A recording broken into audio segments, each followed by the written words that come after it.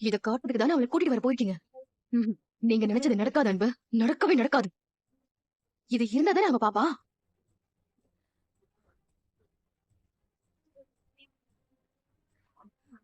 Delete பண்ணி உங்களுக்காக தான் பாவக்காயில மீல் மேக்கரை போட்டு ரெடி பண்ணிருக்கேன். எப்படி இருக்குன்னு பாருங்க. ரொம்ப நல்லா இருக்கு மணி. ஆக்சுவலா இன்னைக்கு என்னோட பிரசன்டேஷன் இதுதான். வழக்கத்துக்கு மாறா புதுசா சமைக்கிறது. நம்ம என்னதான் செஞ்சாலும் அது புதுசா இருந்தா தானே அதுக்கு எப்பவுமே மதிப்பு. கரெக்ட் தாங்க நீங்க சொல்றது. என்ன கரெக்ட்? அப்படியெல்லாம் ஒண்ணும் இல்ல.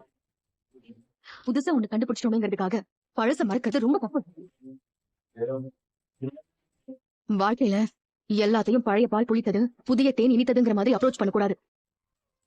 அப்படி பண்ணா அதை விட ஒரு பெரிய முட்டாள்தனம் லைஃப்ல வேற எதுவுமே இல்ல. நீ சொல்றது ஒரு வகையில கரெக்ட் தான். என்னதான் புதுசா வந்தாலும் நம்ம இட்லி தோசை பொங்கல் எல்லாம் எப்பவுமே புதுசா ஒண்ணு கிடைச்சிச்சுங்கிறதுக்காக இவ்வளவு நாளா நம்ம ஆசையா வச்சிருந்த ஒண்ண மறக்கிறதும் அதை தூக்கி போடுறதும் தப்பு கண்ணன். போதும், ஒரு விஷயத்தை மறைச்சு வைக்கிறதுனால நமக்கு இவ்வளவு டென்ஷன். தெரிஞ்சிருமோ ஏதாவது பண்ணிப்பாலோன்னு தினம் செத்து பொழிச்சுக்கிட்டு இருக்கோம். எதுக்கு நமக்கு என்ன அன்பு, சத்தியப்பிரமாண வாக்கு மூலமா அவளை ஏமாத்ததுக்காக இப்ப நீங்க அவளை காதலிக்கிறதா சொல்லி வீடியோ எடுக்கலாம். ஆனா என்ன பொறுத்த வரைக்கும் இதுவும் போய்தான்.